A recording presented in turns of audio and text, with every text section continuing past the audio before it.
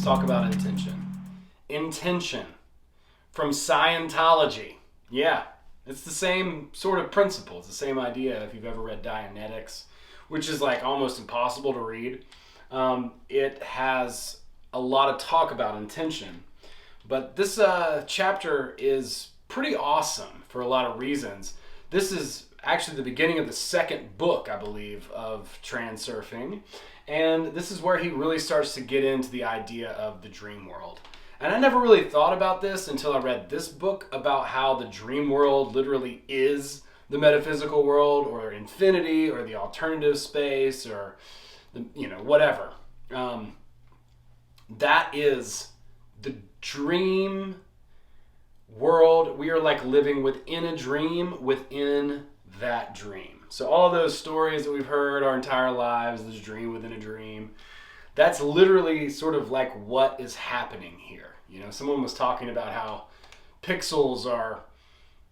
are pixels not like atoms? And in a way they are, right? Like as above, so below. We see that over and over. We see everything reflected. Everything is just another example of the same thing at either a macro or a micro level. It's fractals.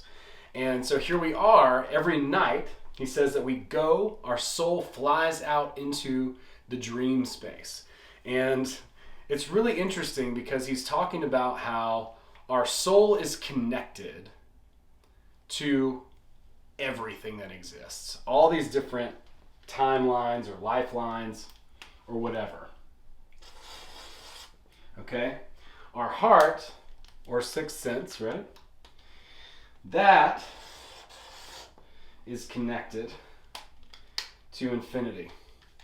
And then our mind, pardon my rough, crude drawing, is connected to the third dimension. Okay?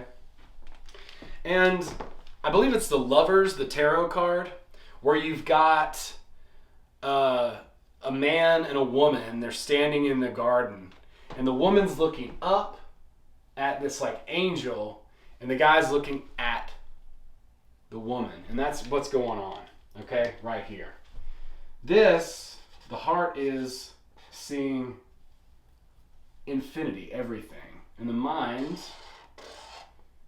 is looking at the heart, okay? This is 3D, 5 senses. And this is what, like 12D mantis, whatever, right? This is infinity, okay? So it's just literally all the film stores over and over and over and all the way through infinity. And now what he says in this book that's really cool and curious is that we go to sleep, we aren't here anymore. We're operating entirely out of our soul or our heart. And that flies through this space and it goes to all these different, what he calls sectors in the space of variations, in the alternative space, in the dream world, in infinity, in the film roll archive, and everything that ever was, will be, and is. And it just flies around and it does all this stuff. And if you've ever remembered a dream, you know that, or if you've ever woken up in a dream even, that's even better as an example, you know how real and how rich and how vibrant a dream can be. It can almost be more real than real life.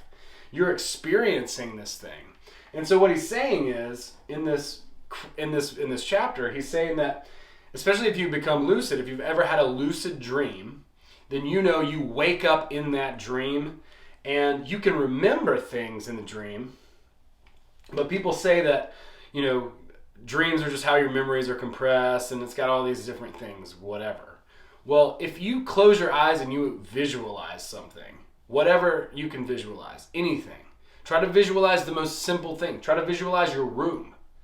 And think about how crude that memory image in your mind is of your room and how difficult it is to imagine every intricate detail. It's impossible, okay? What he's saying is our memories are basically like addresses that attach to these points in the alternative space or in infinity. And so what we're doing is we're like basically using our souls to try and visualize with our minds this thing that we experienced here, okay? Now, if you've ever been in a dream, a lucid dream specifically, you know that you could do anything in that dream. And if you decided to fly, you just take off. You just start floating. I thought I was going to do it for a second. I always think that. But you would just start floating. You would just start flying. There would be no hesitation, okay? That's what intention is. Intention is just pure action in the moment. It's unbridled, unhesitated. You just do the thing. He talks about lifting your finger and how you don't think about lifting your finger, you just do it. That's what intention is. It's not, there's no gap there. There's no like trying to do it. You don't have to push. You don't have to force. You don't have to do any of that. You just, so if you've ever walked through a crowd, if you've never had a lucid dream, then if you've ever walked through a crowd and you've just like had to really like go to the bathroom and you just have this determination, the determination to have an act, I think is how he sums it up. But you go through, you just dart through and people just get out of your way, right? Like if you've had to throw up or if you've had to pee really bad, you just, or someone's sick or you need to get to somebody, then this intention, it just wells up. You know, you hear stories about women lifting up cars and stuff like that to rescue their children out from underneath because it's just pure intention at that point. And that's something that they're able to do. So that sensation of intention is what he's talking about cultivating in this chapter. And he says when the heart and mind agree, when they're in alignment, then intention is created, right? And that's why it doesn't even take thought for you to move your body like this and like that. You know, it's just pure intention. And that when our heart flies into the alternative space, every single night when we're dreaming, we're literally exploring all of these different places all over the infinity, all over the infinite archive. When we look at our face in the mirror in a dream, we don't even see our own face. It's weird. We see people from our reality, but they look different. They're not the same. It's strange because there's literally infinite options out there. Now, our soul knows what it wants. Our soul, like we talked about in the last video, thinks and knows. Feels and knows, excuse me. The brain, the masculine mind, the five-sense, third-dimensional reality, it thinks, while the heart feels and knows. Thinks, speaks, feels, knows. Okay? So it goes out and it just experiences this. It knows exactly what it wants. He says that it wants a toy. Right? That's his metaphor for what our soul wants. Our soul cries for its toy. It wants a specific thing out of this world. And that's why you go through these dreams and you have these weird dreams. Like I've had dreams where I've hurt people and like done just like in things that I would never do in real life. I've done them in the dream world because the soul just wants these crazy experiences. It can't help it. No, luckily, you know, when we're in the finite reality, or when we're in a dream world, there's no physical consequences to these dreams. Then he goes on to talk about how lucid dreaming can actually be dangerous. Now, I think that that's maybe true. I don't know. I've only had a handful of lucid dreams. I have some friends that can lucid dream, and they really like it. Honestly, like it's like better than drugs. I mean, there's no repercussions. You don't have to, you know, trip or take dangerous substances or any of that kind of stuff. So you don't have to really worry about the dangers, right? Like, and honest to God, I mean, you can do stuff that's just so far out, so crazy and far removed from anything that's possible in physical reality in the dream space. You can literally just do anything, you name it. Anything that you can conceive of, you can absolutely do in a dream space. And now the point of intention and the dreaming aspect and understanding this is to bring intention into our physical world. So like I was talking about, you know, whenever we just go through the crowd, and we dart through, and it's like, phew, I have to do. When your heart and mind are in alignment, that is when this intention is created. And what it does is it creates a force, or it connects with a force that the author calls outer intention. This is also known as divine will. In other books, same idea. Outer intention or divine will. This creates this crazy force, okay?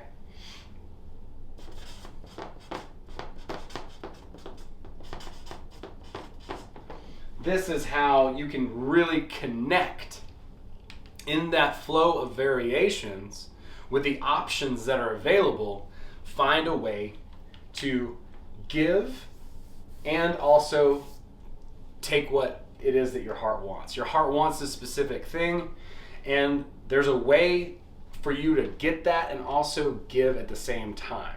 Basically, you identify something in reality where you can help someone else. You think about them. Actually, you think about what you can give and what people need, and then what your heart wants as well. And those two things can line up together, and then they can create and ride the wind of outer intention. Okay? He talks about inner intention and outer intention in this book. Inner intention is the thing that you want. Okay? Inner intention is like, I want a pony. Okay? Well, okay, so one way to go about that through inner intention would be to work really hard to get a pony, to beg your parents, to beg your boyfriend, whatever it is. Beg someone, annoy someone, whatever, to try to get a pony in the very orthodox way. Well, the other way might be that maybe somebody needs help at a stable, and you can trade help at a stable through outer intention and then have access to a pony. Okay, maybe then you don't have to buy a pony. You don't have to come out of pocket, for all this money, buy all this food, etc. No, you just go and you care for, 5 horses, once a week or something like that, and then you get to hang out with the pony. So that would be an example of outer intention. Divine will. It's usually, I would say it's more than usually, but it's win-win, at least win-win. It's usually win-win-win. Intention, riding the wind of outer intention specifically, usually will give you an experience and an outcome that's better than you could have imagined. Okay? So for me, I wanted to do comedy, for instance, and I was like, I want to do comedy. And one day I was just hanging out on a film set. I was working on a really cool show for Netflix. It's called Prank Encounters. You can check it out. It's on Netflix. I was doing that show, and I was just messing around, and I sent my buddy Terry a Marco Polo, this crazy old hospital that we were in. You see the episode, it's got like aliens like in it. I won't ruin the episode or anything, but I was working, just a really cool job that was already cool. And I was doing comedy, I was doing open mics, and I sent my buddy Marco Polo, just messing around one day. For whatever reason, I felt prompted to do that, so that's what I did. Well, he sent me a Marco Polo back that was like, hey buddy, do you want to go and I hadn't talked to him in a while either. He was like, hey buddy, do you want to go on the Caribbean, this winter? It was like January. He was like, do you want to go work on a cruise ship? And I was like, okay, sure. He's like, all right, well, send so-and-so your resume, and she'll interview you, whatever. Okay, so I sent my resume. I had no idea what I was getting myself into. Wound up working for the coolest company ever, and we did these cruise ship, I guess we were like the charter company for these cruises, like Kiss Cruise, Belle and Sebastian, Chris Jericho. I mean, I've done some amazing, cool, things there, and I got to be an MC and host events on it. And the last cruise that I was on was actually the Impractical Jokers cruise, and I was doing comedy on the Impractical Jokers cruise ship. I got to introduce all these incredible comedians. Well, I mean, okay, I just wanted to do comedy. I would have like slept in my van and like driven to Nebraska to do comedy for people who were mad at me by the end of my set. But instead, through, outer intention and, being friendly and giving and trying to give what I could and be fun and give a silly gift to my friend in the form of a Marco Polo, I wound up actually getting a job that takes me on a boat to be able to do stand-up comedy to people on the Impractical Jokers cruise. I had to sign a release just in case they want to use some of my stuff and put it on TV, So I don't know if that's ever going to happen. I don't care. It was amazing. I got the opportunity to go on stage, tell jokes, and in a situation that I couldn't have even fathomed. So that's just one example of really outer intention, riding the wave of outer intention. I wound up with that company. I got to go to Spain. I got paid to go to Europe, Italy. Mallorca. We went all over, and I got to get off the boat and do all these cool things. And really, just as a result of being in the, what you might say, being in the right place at the right time. But honestly, like my intention was, specifically, I wanted to do comedy, and I also, I always have, tried to treat my friends well and do a good job and, show up and try to give as much as I could. For the most part, I've done pretty well with that. And as a result of doing that, I wound up getting to be on a boat with like some of the most premier comedians in the world. Honestly, like it was beyond what I could have asked for. And I met some amazing people, and I've stayed in touch with them and stayed friends with a lot of people from that particular experience. And, we'll see what gives as the future unfolds, because you can never really tell. But understanding that inner intention, is the thing that you want. And then going about, trying to make that happen for yourself, you push and push and push and push in this way of trying to manipulate things so that you can have the outcome that you want. You, generally speaking, will make a bigger mess for yourself than if you could instead figure out how to give and use the force of outer intention or divine will, the thing that you want, that you have, in order to help somebody else out, and then actually get the thing too and create a win-win-win.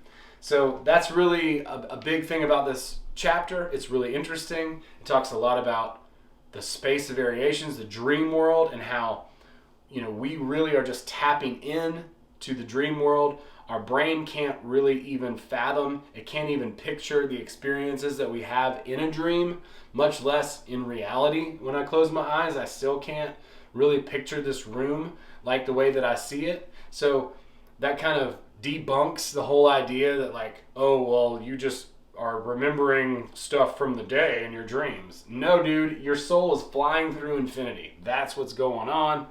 And your mind remembers parts of it via addresses that are linked to all of these places, wherever they are, in the space of variations, the dream world, or infinity. So whenever we have a lucid dream, it is our mind and our heart becoming, communicating together, okay?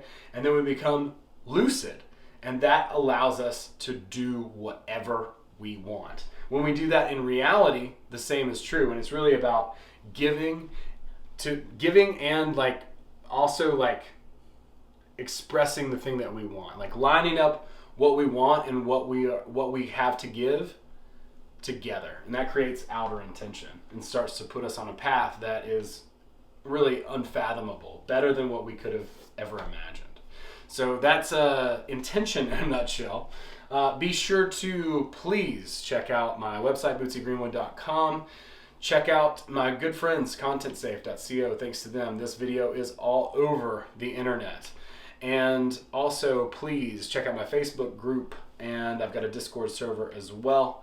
Come join, check out some of the offerings that I have available. I'm working with some amazing people. I'm super, super grateful and appreciative to be a part of everything that's happening.